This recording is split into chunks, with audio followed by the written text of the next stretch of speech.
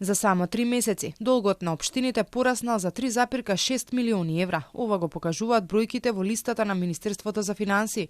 Нивниот купен долг пак заклучно со септември изнесува над 68 милиони евра.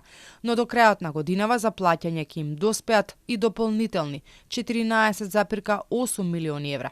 Состојбата е уште полоша со општинските јавни предпријатија. Нивниот долг во третиот квартал достигнал околу 130 милиони евра.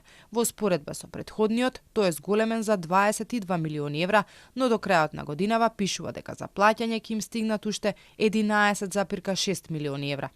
Милионските долгови на општините и нивните предпријатија се стар проблем.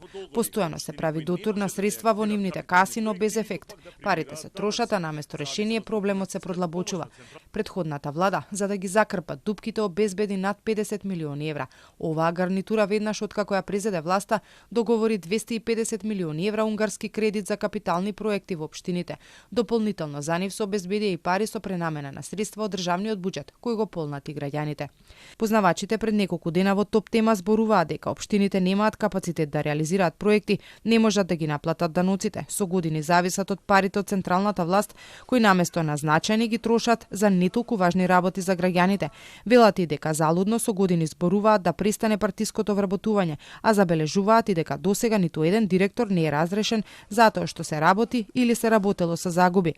Инаку, врвот на листата должници на Министерството за финансии повторно го освои МЖ Транспорт со вкупен долг од близу 80 милиони евра.